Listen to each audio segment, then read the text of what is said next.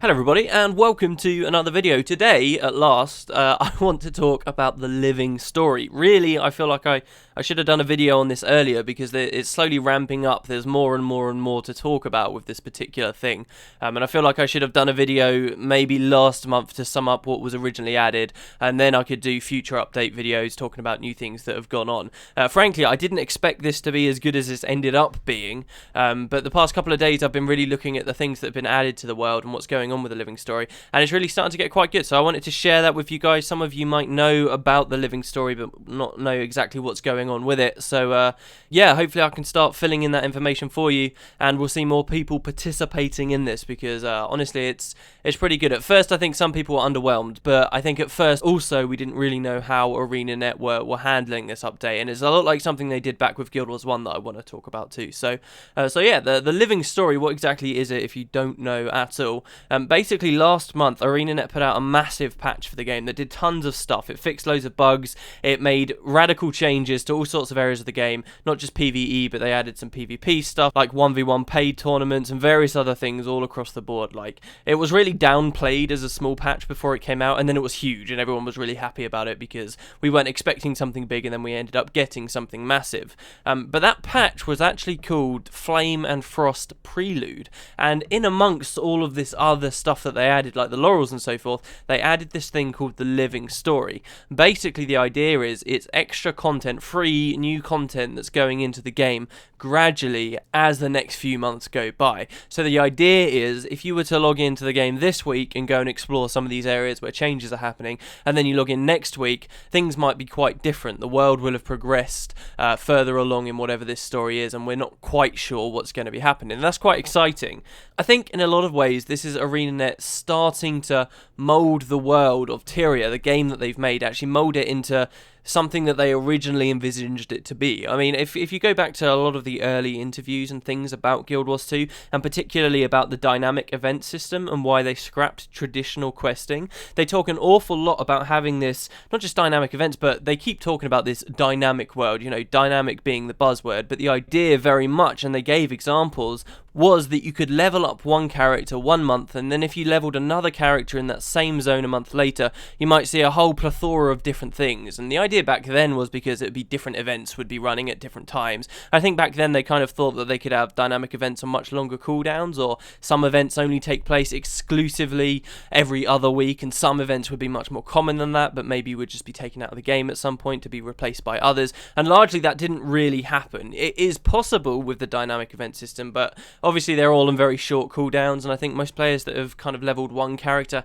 have sadly seen most of the events in the game, and you don't really get that feeling with Guild Wars 2 that I think ArenaNet originally wanted us to have. And they have kind of worked on that since launch, before this current living story thing came out, like the script burglar randomly spawning around the world. That kind of stuff is very much in line with what they originally wanted, but I don't really think until now they'd really achieved what they were trying to. And that's not to make it sound like there's been radical changes to the game at the moment. It's really just breadcrumbs so far, but if they can keep it up and these things do slowly begin to ramp up, then yeah, we can definitely see some big changes. I mean, I think the best way to explain the living story to people that have already played Guild Wars 2 but might not be fully understanding of what it's like is think of how that big statue in Lion's Arch got destroyed in Halloween, and since then, over all those months, has slowly been rebuilt and rebuilt and rebuilt and rebuilt, and as of the most recent patch, is actually fully built once again. And in a similar vein, also the Karka event destroyed the lighthouse, and now we can see in Lion's Arch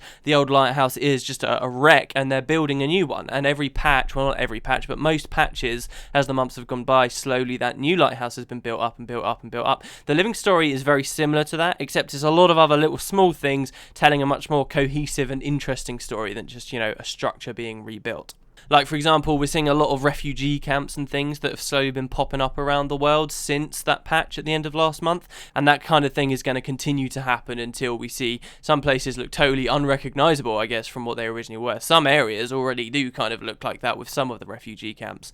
So you might be wondering, how big exactly is this? I don't want to big this up too much, but Colin Johanson did say on the forums supposedly this was an expansion's worth of content, and a lot of people are really optimistic about that because the the last patch was so big and they downplayed it, and they're not downplaying this, so that must mean, oh, it must be as huge as he's saying. I'm a little bit more cynical. I wouldn't expect this to be like a full expansion's worth of stuff, but I do think this will be a significant amount of stuff. It's actually releasing over 4 months, so the big patch last month was the first of 4. They called it the prelude, and we're currently in the second month, and slowly things are ramping up. So we've got 2 months left, as well as the remainder of this month, and honestly, not much of this month's gone by so far. So there is still plenty of time for some really interesting things to happen, but I wouldn't expect it to be that big. And also on the same note as well, when they originally announced that this was a thing, everybody started speculating about massive things that could happen, which Martin Kirstein on the forums also shot down. Namely, there's not going to be any mounts, there's not going to be any dragons. Now that doesn't mean the dragons can't be involved, but the dragons themselves won't be a part of this, and we're not going to go to Cantha, or I suppose any other large continent. So expect it to be fairly local, but a reasonable amount of new content that's coming to the game, I'll put it that way. And we're currently like a third of the way into the first actual decent month for it. So I'm being very vague about all this right now. On the official website, they did also put 2 little blurbs, lore blurbs, about what's going on, which I can read out to you guys to make some more sense of this all. This is the first one. It came out with Flame and Frost Prelude, so that's what it's called, Flame and Frost. The sky falls and the ground shakes in the lands of the north. Char and Norn refugees crawl from the wreckage of their homes in the Wayfarer foothills and Diessa Plateau, struggling to find shelter in the south. The call goes out for volunteers to assist the victims in this time of need, when earth and sky seem to have become the enemy. Okay, so we've got this idea of flame and frost, and then this idea also of earth and sky. A lot of people then point to Jormag and Primordus. I'll talk about that more later, but obviously we do have confirmation that those dragons themselves won't appear, so don't think of this. As much as I'd like it to be, just a push for us to kill those 2 Elder Dragons really quickly, so we can kind of get out of the way with the Elder Dragons and go to more interesting plots, I really don't think that's going to be what happens. But for the second month, we had this extra little bit of lore was released. The situation worsens for the citizens of Wayfarer foothills and Diessa Plateau. Volunteers have eased the burden, but more refugees hobble down from the Shiver Peaks. The storm there gains momentum, but the forces of good are beginning to rally. That's us. They're sending their heroes to defend the land and its peoples. Someone must hold back the gathering storm.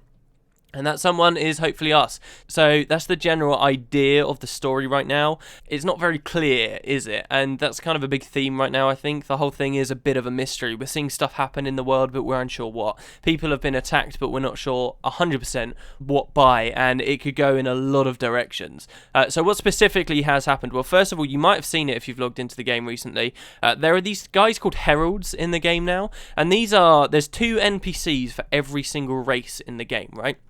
And these NPCs are the heralds, and they will keep players up to date with big aspects of the living story. So when the living story first came out, we could then participate in a kind of a basic thing with helping some refugees who were fleeing from all this storms and stuff from the north. We could help them out, and we could lend our assistance in a small way. And if you logged in the game, then the heralds would tell you about that. For the regular player that doesn't go online or look anything up, but just kind of logs in and does some stuff, they will have got a mail from one of their heralds. And in addition to sending these mails, the heralds are also stood about and marked by these big like gold stars in all of the capital cities, and you can speak to them and they'll direct you further on where to go. So like the laurel merchants is another little bit of a reason to go to your other main cities now. But yeah, the heralds are basically just NPCs that will help guide you around, so you never really have to be too worried about not knowing what to do for the living story. Just go find your herald and they'll say, oh, this is what's going on, go here.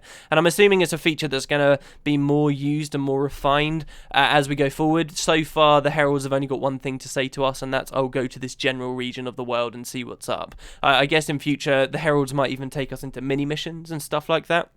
That's just a bit of speculation on my part, but that seems like the kind of thing they'd be perfect to do. But at the moment, if you speak to your herald in, say, the Grove or Divinity's Reach or Lion's Arch, they'll tell you to go to either Holbrack or the Black Citadel. And should you go there and speak to the herald that's there, the herald will say, oh, well, look, we've got these refugees that have set up a camp in our town.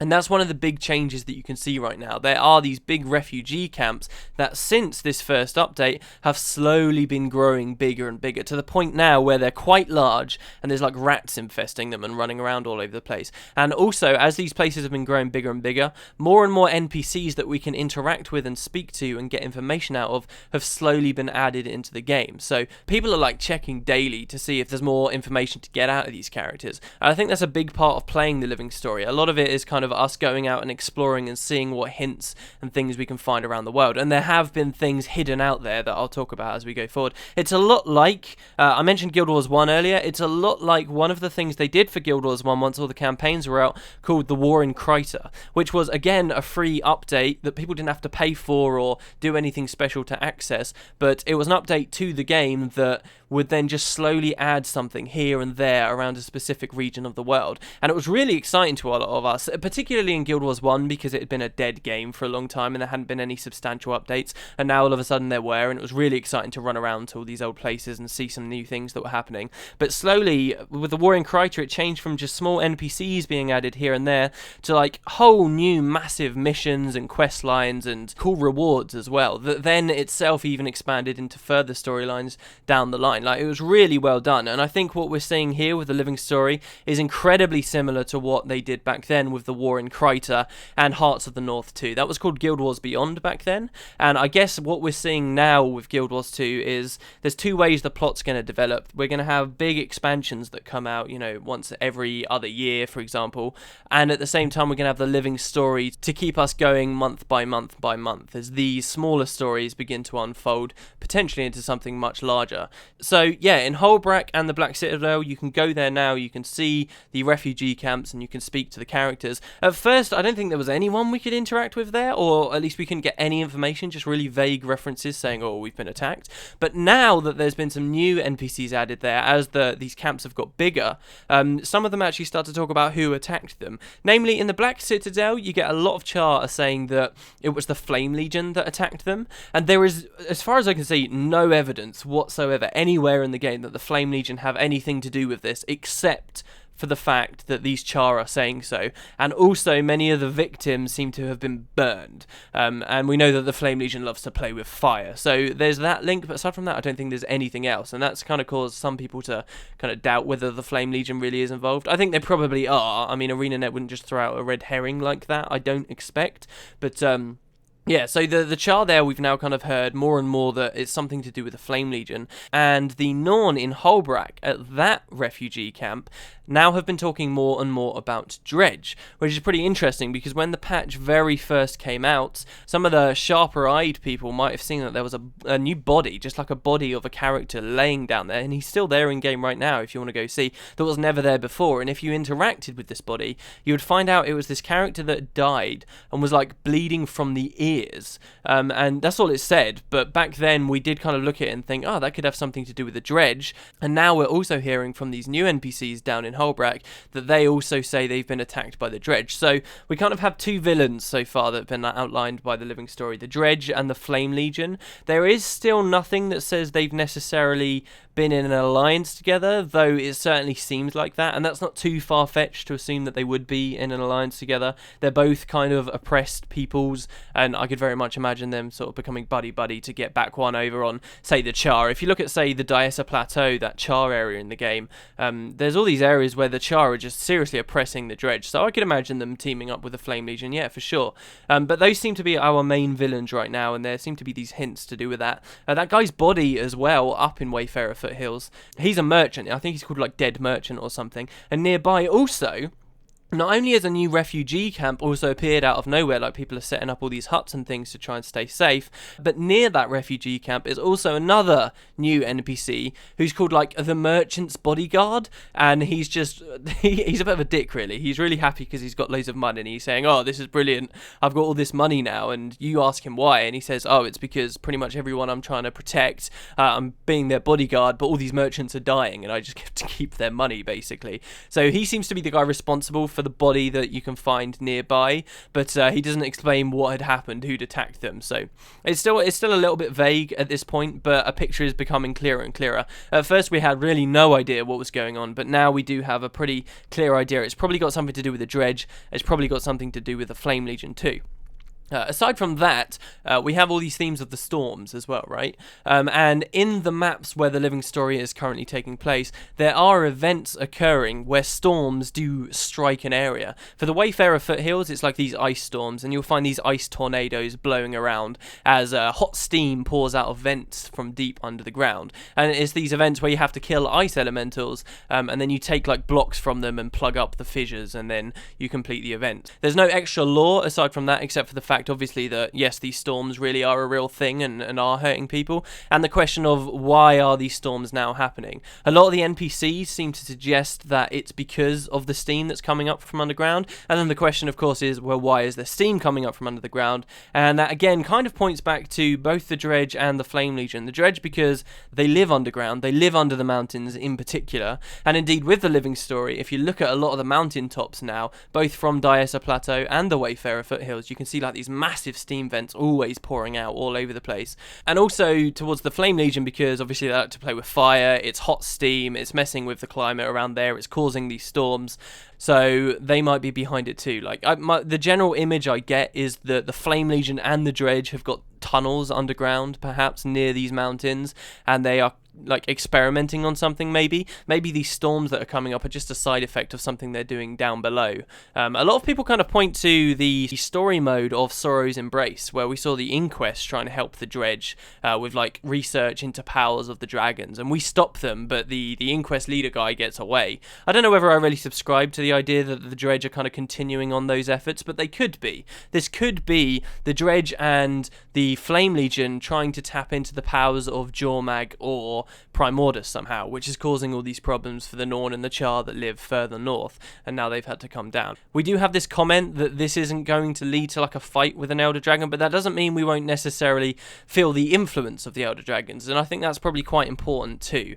If they're going to do the living story, you know, we're supposed to feel really compelled to fight the Elder Dragons. I think a lot of people, definitely me, are a little bit let down by just the whole circumstances of Zaitan's death in Guild Wars 2. I'm not going to try to spoil it or anything, but I think it was a bit disappointing to a lot of people, and for me, definitely that's kind of sullied my excitement for killing other Elder Dragons, because I just think, well, meh. But if the living story can really make us feel like we're being impacted by these dragons all the time and people are really suffering, and that's like a continuing real thing that's happening in Tyria, that might bring a lot of motivation to other players when the time finally does come to go to these expansions and fight those dragons. So I do think that the Elder Dragons probably will have some kind of influence or some hand to play eventually, whether directly or indirectly, with the living story at some point. And Flame and Frost, just the way it's all worded, certainly seems like it could be. I mean, we know, for example, that Jormag is to the north. That's kind of Jormag's domain, so it really seems like he could be there. And Primordus is a dragon that exists underground, and we're talking about all this underground activity going on right now, and he could, in theory, be anywhere. There's a lot of speculation that he's at the Maguma Waste, but he could be anywhere. So both of those dragons, it would fit quite easily for them to be a part of this story somehow. So we could find that the Flame Legion Dredge are somehow tinkering with that, and I think that would be an interesting alliance as well. I like it when ArenaNet pair up seemingly disparate aspects of their universe and you kind of just throw them together and you get some kind of a weird, interesting perspective on a story that you never saw before. How do Dredge interact with Flame Legion? Has anybody ever really thought about that? It could be interesting. You could have some weird scenes with that. I kind of talked myself a little bit off the topic there. I was talking about the events that go on in Wayfarer Foothills. There are also events in Diessa Plateau. They're very similar. They're pretty much exactly the same, except it's like sandstorms that are going on, and the elementals aren't ice elementals, they're earth elementals, but you still have to plug stuff up, and it's still kind of the same deal. So that's what's going on there too. You might be wondering, well, this is all well and good, it's just some cosmetic stuff, you know, a couple of new events, but what is there tangible to go for? Well, there is a new achievement in the game, a whole new achievement category rather, called the Living Story category, and I'm assuming as more Living Story content comes out, there'll be more and more achievements we can earn through completing this stuff. One achievement is already available, and that's called the Volunteer achievement. It's not a very flashy title, but hey, it's the first thing of the Living Story, I wouldn't expect much.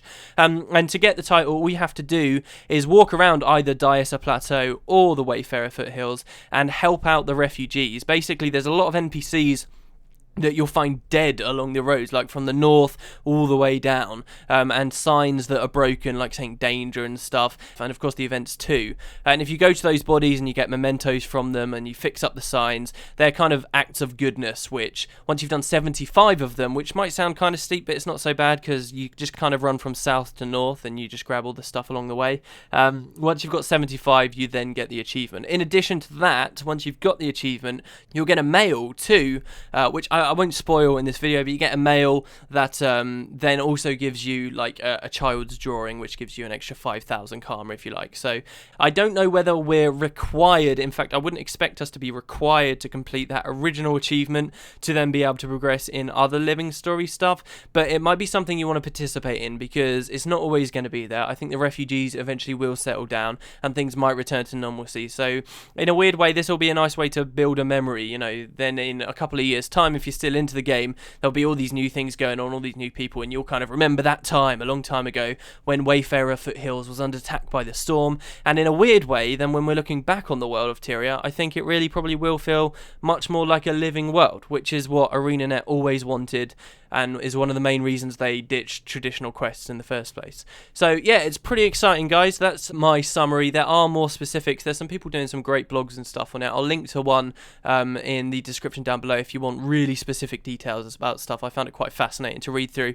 But yeah, thanks very much, guys. I will do future updates on this and keep you posted on how this progresses. I think this is a pretty nice way to get back some of maybe those lost players as well that kind of quit out of Guild Wars 2 because they felt like there wasn't enough going on in the game. Now, in a weird way, there's always stuff going on. There's always, whether you know it or not, something small has been added in the living story, and you can go off and you can explore, and it's kind of exciting to be the guy that finds this new thing. So yeah, thanks very much for watching, guys. I will see you tomorrow for more of the LP, and then I've got a couple more build videos as well. I've got all these builds in my head right now that I want to do. So thanks, guys, and I'll catch you next time. See you later.